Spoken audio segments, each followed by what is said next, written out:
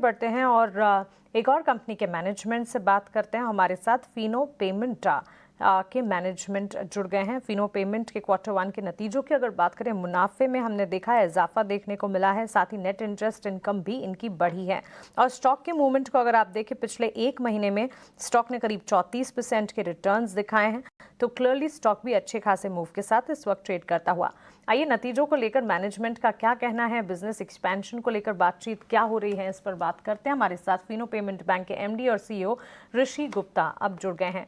ऋषि, स्वागत है आपका इतना और स्वदेश पर अपना समय देने के लिए आपका शुक्रिया। सबसे पहले तो अच्छे नतीजे पेश किए, इसके लिए ढेरों शुभकामनाएं हैं आपके लिए। ग्रोथ ट्रिगर्स क्या रहे, कहाँ से स्ट्रेंथ मिली, और साथ ही SFB लाइसेंस जो ताज़ा डेवलपमेंट्स हुए हैं, क्या बदलाव आपके लिए इससे होते हुए दिखे, आप बताएं।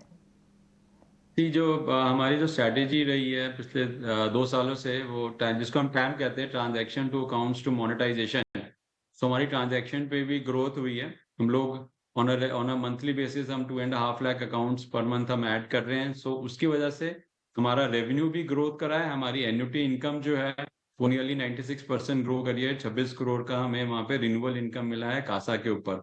हमने 21% ग्रोथ करी है on an overall basis in the revenue side.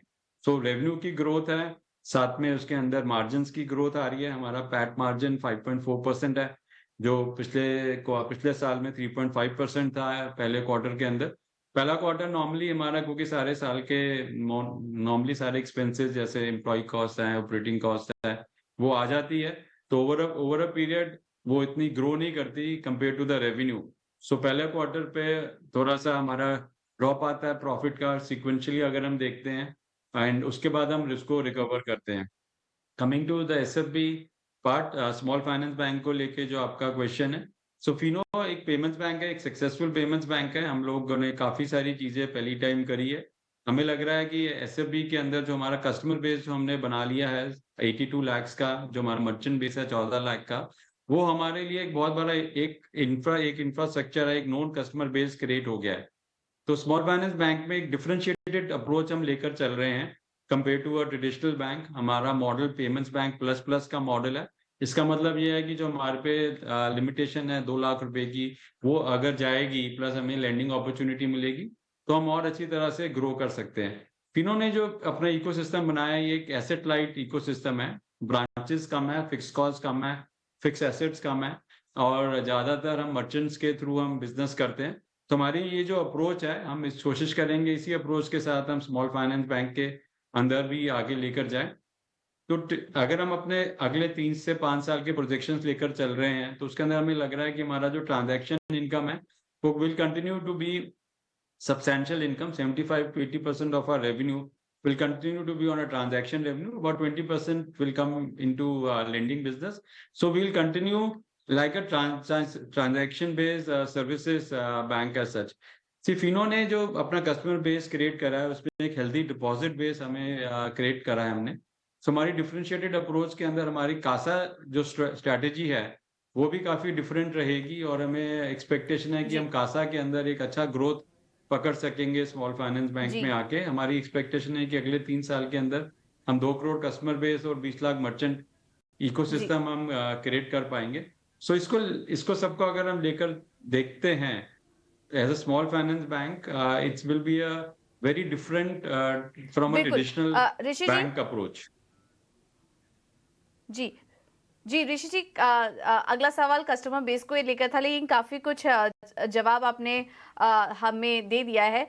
इसके बाद जानना चाहेंगे, जो SFB लाइसेंस की बात चल रही है, फिर गोइंग फॉरवर्ड क्या एक्शन प्लान रहेगा, कब तक स्टेक डाइल्यूशन हमें देखने को मिल सकता है, या फिर फ्रेश इशू क्या लाने की कुछ योजना बैंक की, इसके बारे में कुछ टाइमलाइन अगर शेयर कर पाए तो।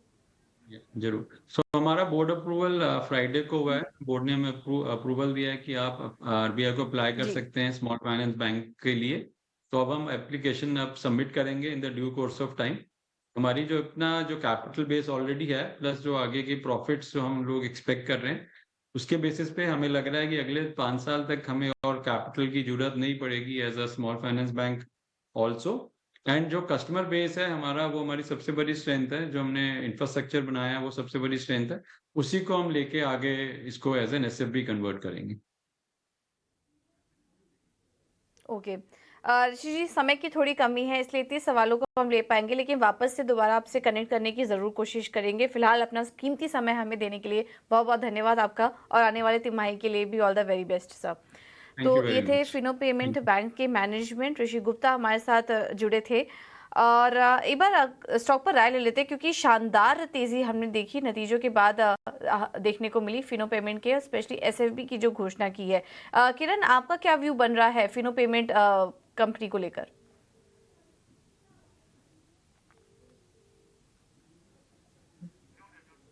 यस। सो फिनो पेमेंट बैंक की अगर हम बात करें तो जिस तरह से हम देख रहे थे कि काउंटर आईपीओ के बाद वन साइड हमने देखा कि काफी लोअर लेवल के ऊपर आ चुके थे, 190 के आसपास के बॉटम बने, वहां से हम देख रहे हैं कि gradually slowly and steadily stock higher top higher bottom pattern के अंदर ट्रेड कर रहा है, और कहीं ना कहीं एक डबल बॉटम पैटर्न का ब्रेकआउट 270 के आसपास मिला था, वहां से स्टॉक आज 350 के आसपास ट्रेड कर रहा है। यहाँ पे भी आप देखोगे तो वीकली चार्ट के हिसाब से 320 319 का एक स्टीप रेजिस्टेंस था, उसको स्टॉक क्रॉस कर रखा है। डेली चार्ट पे भी आप देखोगे तो कहीं न कहीं अपनी इम्पोर्टेंट मूविंग एवरेजेस के ऊपर ट्रेड कर रहा है। तो डेफिनिटली जिनके पास है उनको होल्ड रखना चाहिए।